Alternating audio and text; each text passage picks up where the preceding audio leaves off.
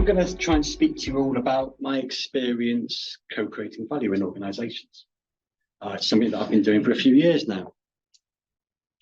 But let me begin by introducing myself, which I'll go this side. It's much better for me over here.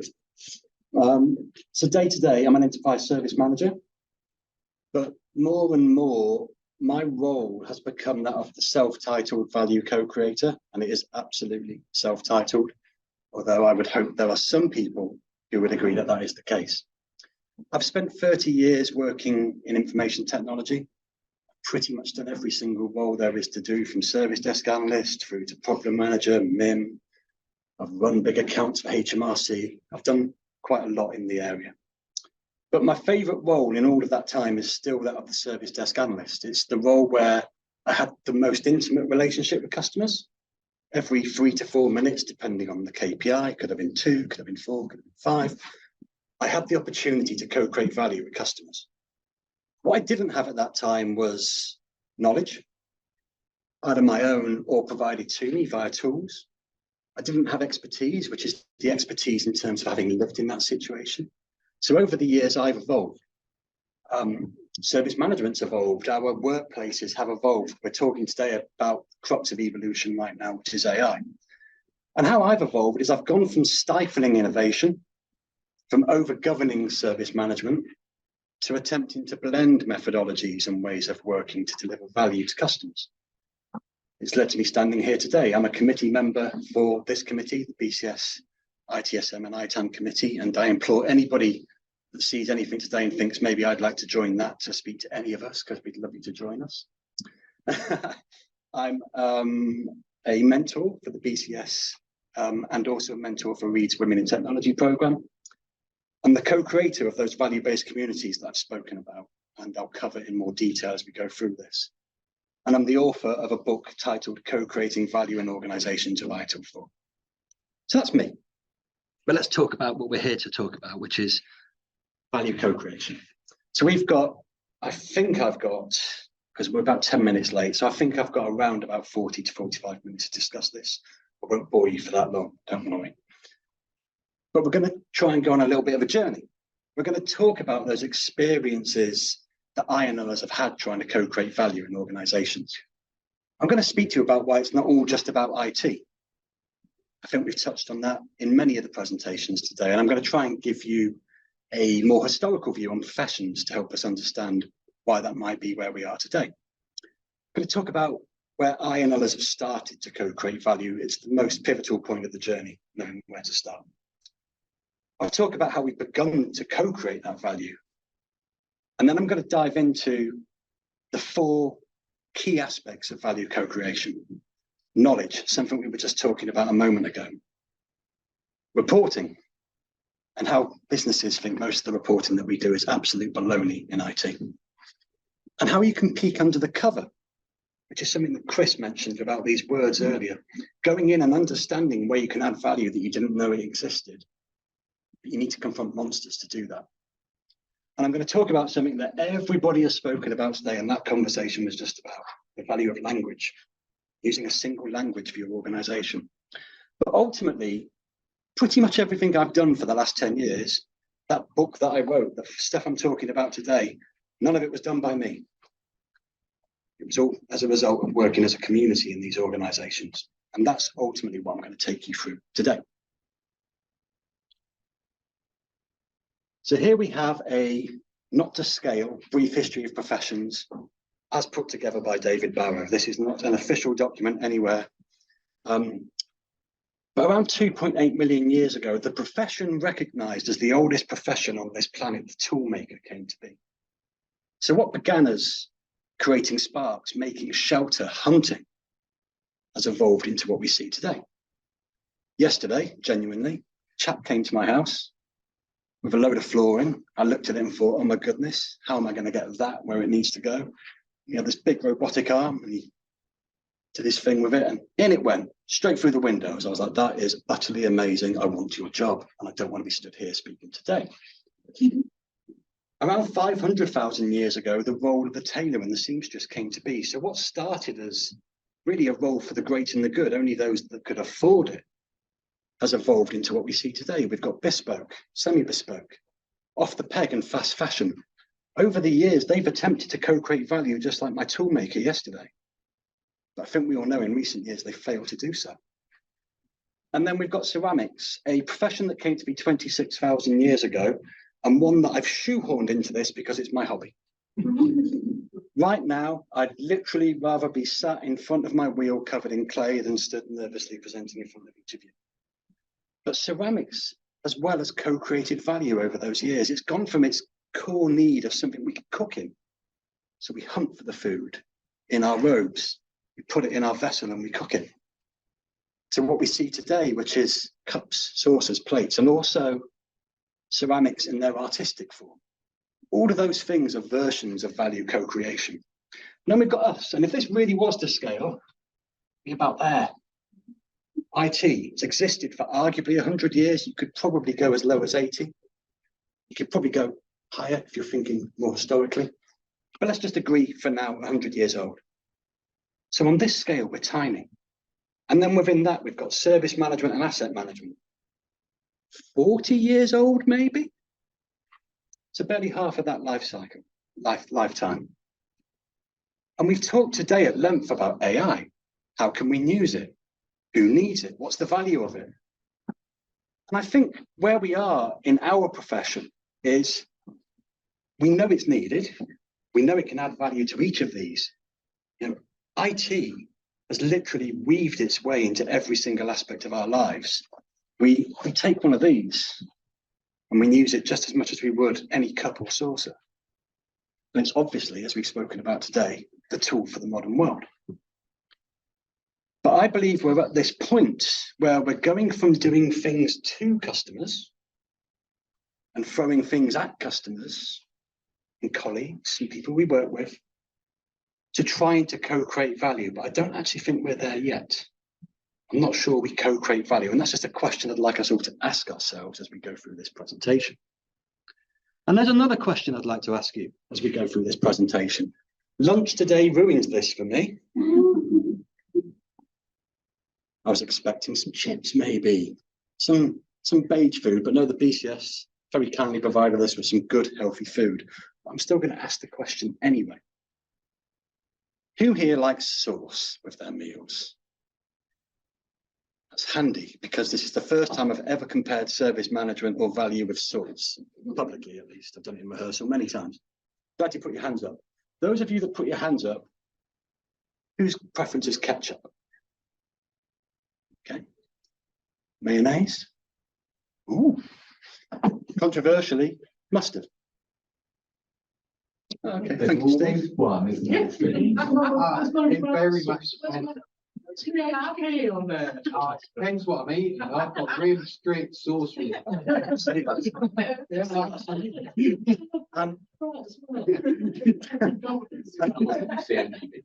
that thought, it's as though I paid you. I didn't raise my hand for any of those because my favourite sauce is burger sauce, and these are the primary ingredients of burger sauce. But the point is that there is no secret sauce to value co-creation for the very reasons we just discussed and laughed about.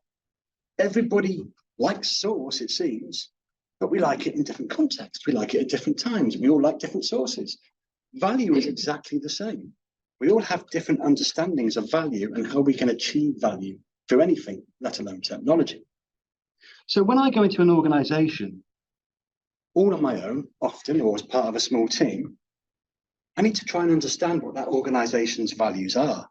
I need to speak with people, and I also need to scroll down so I can see my notes, just a moment. But truthfully, again, it was in the last presentation, we go into organizations and we have to get an idea of what's going on in that organization, what people are aiming to achieve, what it is that drives them. And so I conduct value-focused assessments. I speak with people about what value means to them. I ask them this question amongst many: what does value mean to you? And I do that because rarely, if ever, does anybody ever answer this question and go, value means AI, value means digital, value means technology. People talk about social, ethical values. They talk about family. They talk about mental health and well-being. Even as we ask that question, people talk about themselves. It gives me an insight into the people that I'm working with, but it also gives me an insight into the culture of the organizations that I work with. And I would love to say that this was all born out of my mind and due to some incredible intellect on my part. The truth is it came from coincidence. So I worked for an organization where I went and conducted these interviews. And somebody in the team said, oh, we've got so many words, how do we boil it all down? And so we popped them into a word cloud generator. And from there, we took the 5 most used words. And this is why I had to scroll down here to make sure I got them right. Those words were transparency, they were collaboration, they were evolution, they were strengthen, and evidence and embed. They were the most popular words that came out through people's value statements. And so, as a small group, we said, oh, we'll make them our little logo, our little word cloud logo, and we popped them on the bottom of every presentation.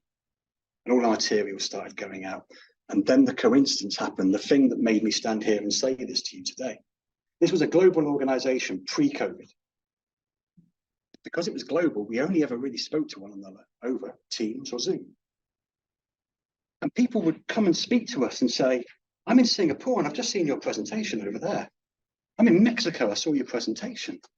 I'm in Dubai, I saw your presentation. People are nicking your work. And at first we went, why are they nicking our work? How dare they? But then we thought, well, why don't we ask them? So we went and spoke to these people. And people in human resources, in marketing, in sales, especially sales, they said, well, these values mean something to us. And these are values that our customers want from us. And I feel that what we unearthed to a point was the culture of that organization and its people. But we also grew to understand the culture of its customers, because when the sales team start telling you that, you think there must be something in this. But ultimately, by asking this question, amongst others, you start to know where to start. You get to understand who you're working with and what it is you're trying to achieve. And knowing where to start is often the most difficult thing, especially when you send the presentation to your own committee and the words are missing here. I should have to have a word. I can go through this, don't worry. Those of you that are familiar with ITIL 4 will recognize some of these principles. And it's because they're just so useful. It's not because they're ITIL 4. Even in the publication, I speak very little about ITIL apart from where I have to. But what you do is you focus on value. You align your values. And I've just discussed how we did that. And once you start to align values, you start to understand where you are. And then you can take other measures to understand where you are. You can perform assessments. You can get a good understanding of what's working and what's not. And from there, you can start to measure any improvements. And you do that in line with your holistic vision. Now, when I go into an organization and I speak with their leadership, they tell me all about their strategy, their target operating model, and all the great stuff they're doing. And I go and speak to their team, one layer down, another layer, another layer. They've never seen it, they've never read it, they've never heard it, it's never been explained. So how can they operate towards a holistic vision or strategy if they don't know what it is in the first place?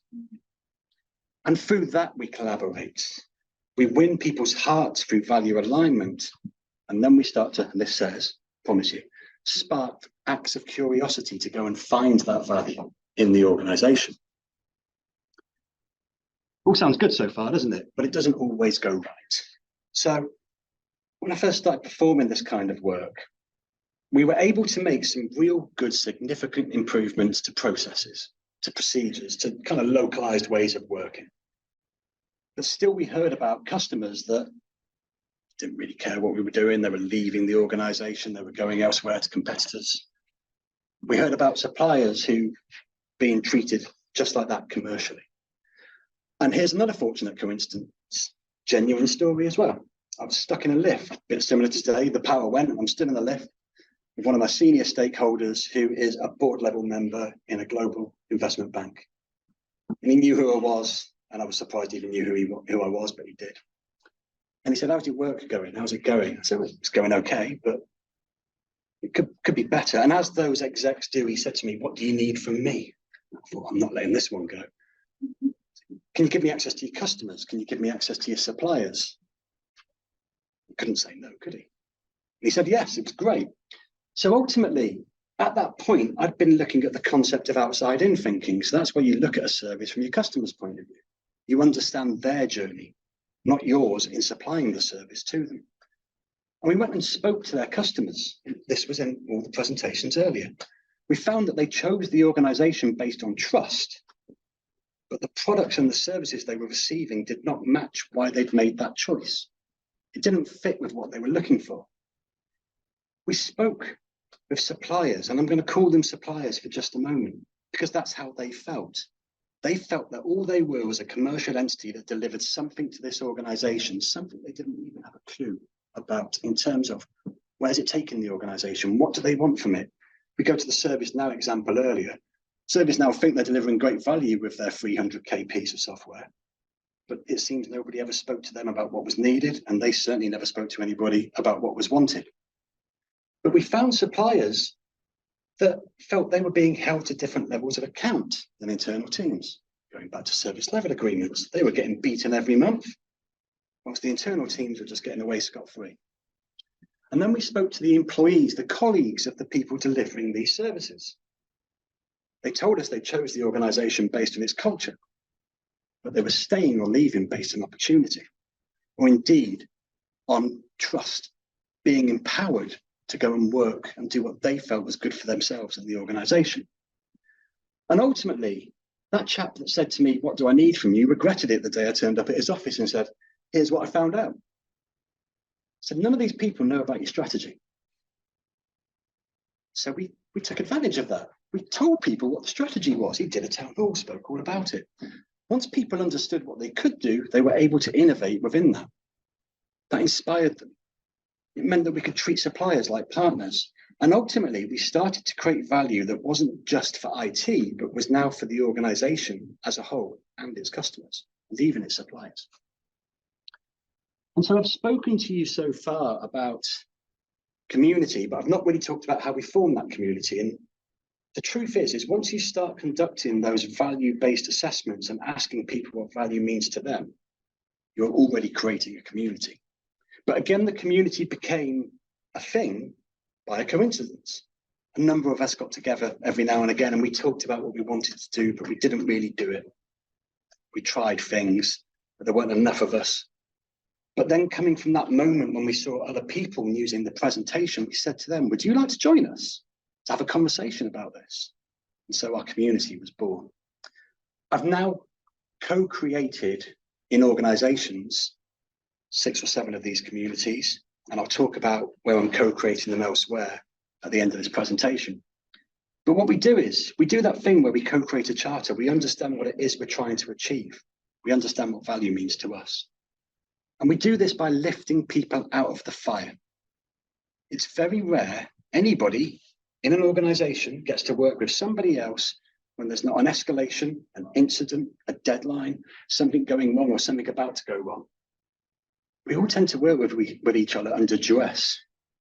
And then there's the consultants like myself and others, not looking around, who've lifted themselves out of that situation and are able to think a little bit more holistically and laterally about how to apply what we've learned in those situations. Communities do just that. But they also create relationships. And those relationships apply when you're back in duress, when you're back fighting a fire. You know about that person. You know what motivates them. You know how far you can push things with them to a point. And another thing we always agree as a community is that we keep things incredibly simple and practical. We don't try and do too much too soon. We'll try something out in a proof of concept scenario where we know that there's the right level of risk to what we want to do. And then we apply it, and if it works, we scale it. If it doesn't work, we don't throw it away, but we keep it for maybe a potential future situation. And what we have here are the most common elements that appear on the charters of the organizations I work with. And I'll just go through those briefly. People and culture always comes up. So if we go back to the initial scenario, there were just people that didn't understand one another, both from a language point of view, geographically, culturally. So by getting people together, they grow to understand one another. But you also lift people out of their silos where they work day to day. And through that, you realize that most of us land in careers that we didn't even really venture into in the first place. We didn't know how we got there. And we certainly don't know how we're getting out or where we're going to. So in these communities, we do a lot of career development and we help people develop themselves and develop each other. We do this through understanding the digital service lifecycle. I'll go back to ITIL V2.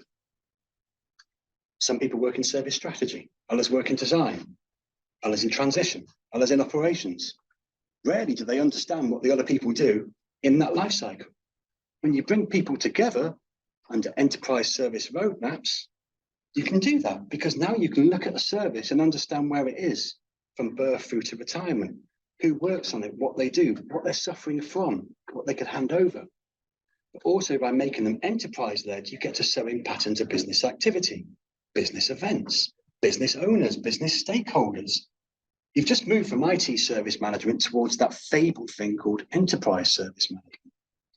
I'm going to dive into this in a moment, measurement. But we've said it before. Businesses look at the measures that we take and they get bored, or they just can't be bothered with them. We build risk awareness.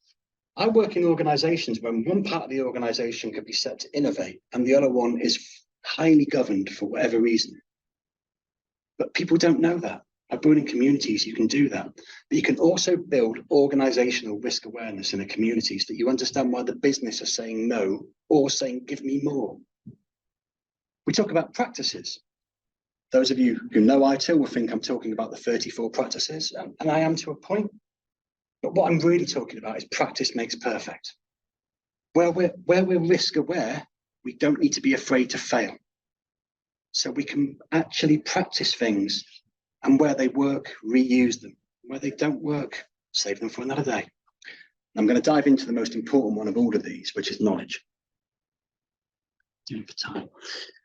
So I'm going to try and keep this relatively brief. I think. You have 17 minutes. Oh, lovely. Perfect. Thank you.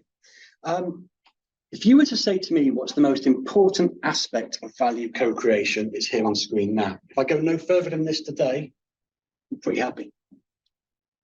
We've talked about how AI needs to be built on solid foundations. We've talked about, even if it isn't, you need to be risk aware enough to take the right decision to try something that maybe you wouldn't have tried before. It only comes through knowledge. I work in organizations where there are some supremely talented people. But most of the knowledge sits in their heads, or sits in paper, or it's out of date, Steve, as you said earlier. So what do? Well, you make knowledge digestible. I work in standards. I mentioned it at the beginning. I work in standards because I find them utterly boring. But I don't think they're pointless. And I believe if we can make standards digestible, then more people will follow standards. Knowledge is exactly the same. In a couple of the organizations I work with, I've taken inspiration from the YouTube generation who created a channel called It's All About Service, or IT's All About Service. You're suddenly changing the concept of IT for the organization. We record videos about the business challenges we face and how we're going to use technology to solve them. That involves people, it helps them understand. And that was just a proof of concept that we developed through lessons learned. We make knowledge sustainable. Again, we've talked about this, knowledge families. We have loads of knowledge in IT, some of it documented, some of it not. But how much of that can we move into the rest of the organization to help them and make it consumable for them? So maybe not a how do I, but here's how to. Just change those words around a little bit and you can have a really big impact. So we make knowledge for the enterprise. We make it relevant. I've gone over this point several times now. But if people are not accessing the knowledge, are not using it, are not finding it valuable, why is it there in the first place? And where we can, we reuse it. We take impactors. So in an organization, I would call them impactors, somebody that owns something, a process, a budget, a team. And we take influencers. They're the people with a voice, both good and bad. And we ask them, is this knowledge useful to you? Are you utilizing it? What do you get from it? And we do all of that within the community. And ultimately, we make it accessible. Far too much knowledge lies in Confluence pages, bits of paper. So we lift it into places that it can be used. We ask the organization, where would it be useful for you to use this? And then we measure if they use it and we understand its usefulness.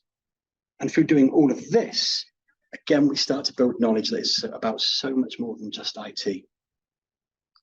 And then we've got an absolute favorite of mine, reporting.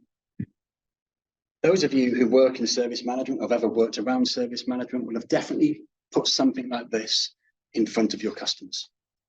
Page of numbers, Lovely numbers, aren't they? Good numbers.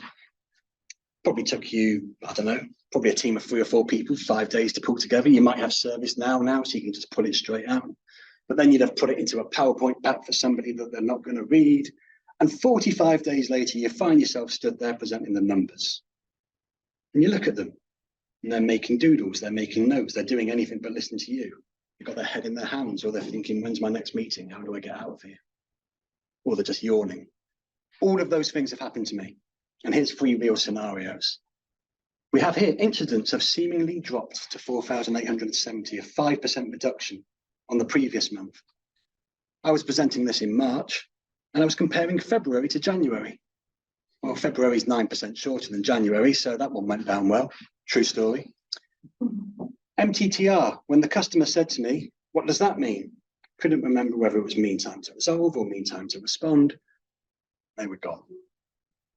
And then customer satisfaction. Well, that looks wonderful. Just about 3/4 of customers are happy with the service.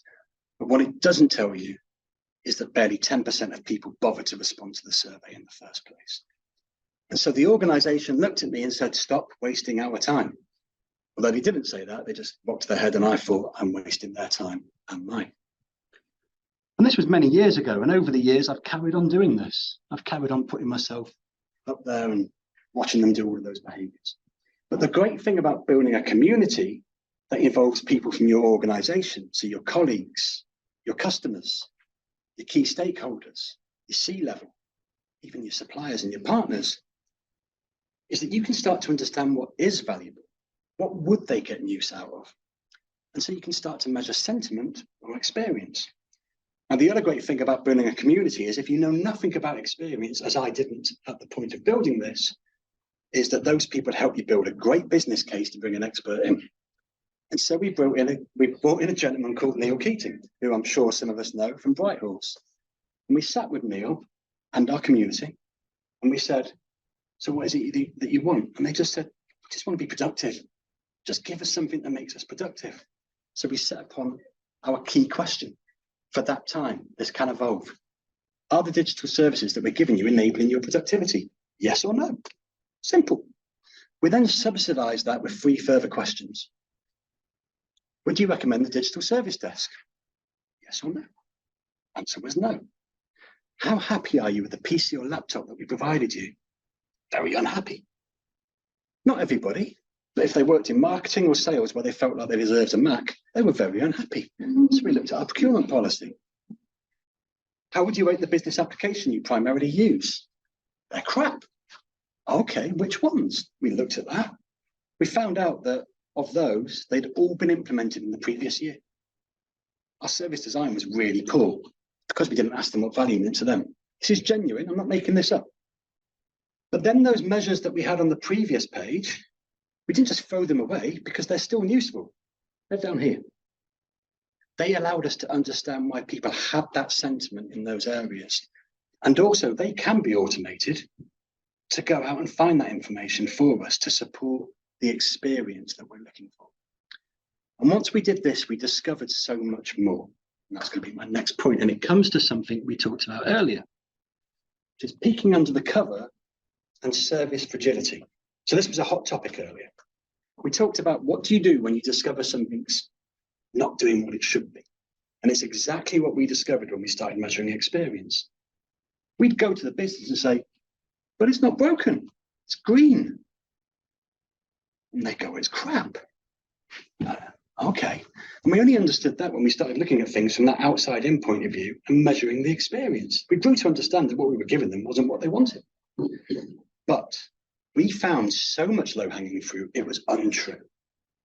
We found relationships that had just been left festering. Because they weren't broken, no one was speaking to them. So we spoke to them. And suddenly they weren't that bothered about it being broken because they understood it was doing exactly what it was designed to do in the first place.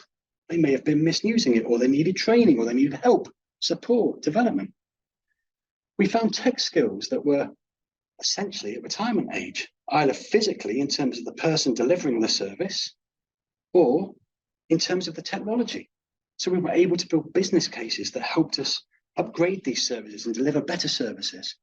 We found non-tech skills around commercials and contracts that were outdated and not in line with our own organisational vision and desires. So we worked with those people. We helped them understand what they needed to do. And we classified these as fragile services. So they're not broken, but we need to handle them with care. If it goes wrong and there's only one bloke supporting it and he's coming up to retirement age, we need to start worrying about what we're going to do when he goes off into his sunset. And we created a role, and this role now exists in 3 of the companies that I've worked with. It's called the Service Quality Manager.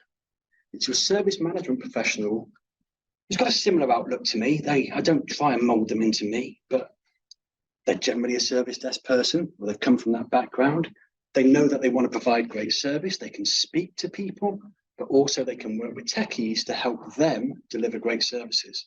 And the Service Quality Manager now runs every single community that I've ever co-created in the past. And they handle all the fragile services in these organisations. And then there's language. Again, we've talked about this today. The communities that I co-create have no stupid questions. We in IT speak different languages. IT and the business speak different languages. Business and their customers speak different languages. Suppliers speak a different language. So we co-create definitions, acronyms, and abbreviations that are commonly misunderstood, and we help people understand what they are. We say there's no stupid questions. We measure the use of these acronyms, abbreviations, and so on in our knowledge base. We ask people, are you getting value from the community? Are you getting value from the language? And they don't always say yes, but that's the point. That is continual improvement in a nutshell. But we evolve and we own that evolution, and we own the community with the Service Quality Manager.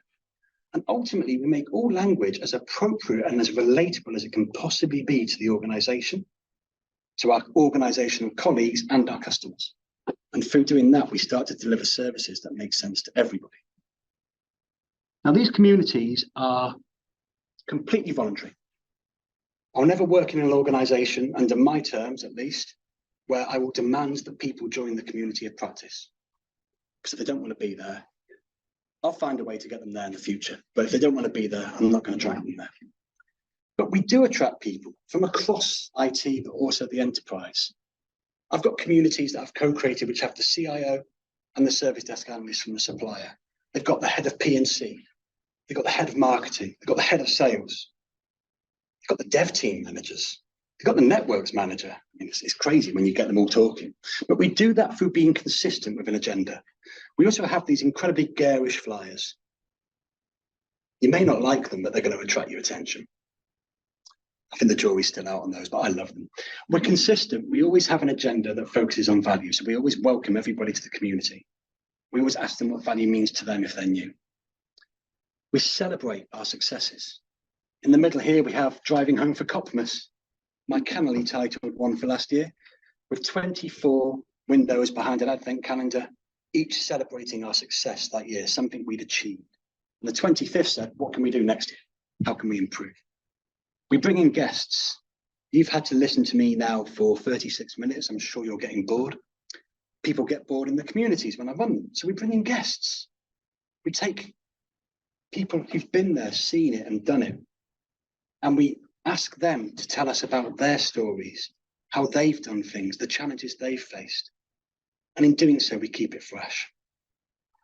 And also, every community has global visibility where it's needed. I work in global organizations. So not everybody can make every meeting. We record every meeting. We supplement it with what came out of it and what went into it. And we found through our knowledge base that the engagement to the community on demand is equal, if not greater, than off demand. And that's why I will never drag anyone to a community of practice. If somebody's watching it and absorbing it, that's good enough for me. So I've talked a lot about communities. I've talked a lot about knowledge, language, reporting.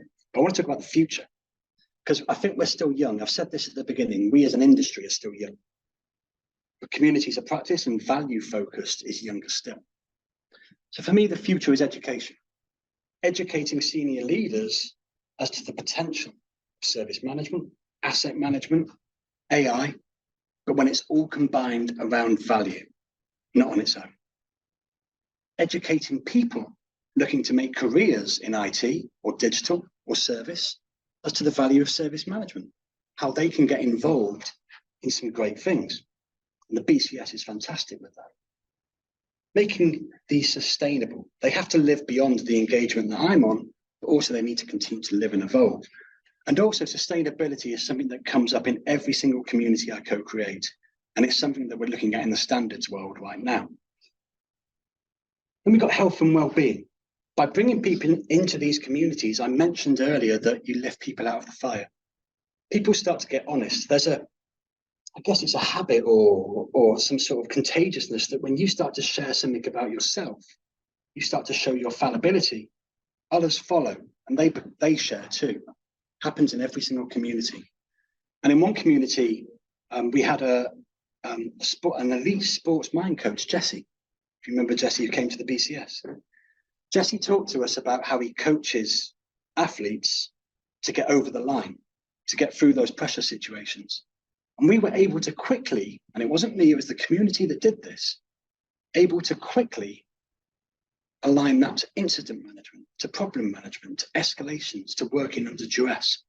And ultimately, I think communities have limitless possibilities. I really do, because digital has limitless possibilities, but I think only through community and value co-creation can we really act as allies for one another and create the very best for ourselves and our organisations. So to finish, a really quick plug. Everything I've spoken about today and more is in my recently released book. You can scan there for a special discount code for those attending today. You can connect to me using this QR code here. But I want to give the last word to somebody else, Ian Aitchison. So Ian is an IT asset management professional. He's also the co-host of the Enterprise Digital podcast. And I was really fortunate to join Ian and Barclay Ray, who's an absolute ITSM legend in my world. They asked me to be on their podcast and asked me a series of challenging questions. And the final question was the most challenging, and I didn't even get to answer it. Ian said to me, "What's the value of community?" And before I could answer, he said this, and I've just nicked it for everything since. The community puts the co into co-creating value. And that really is my last word on value co-creation, unless, of course, you have any questions or comments either now or after the event. Thank you.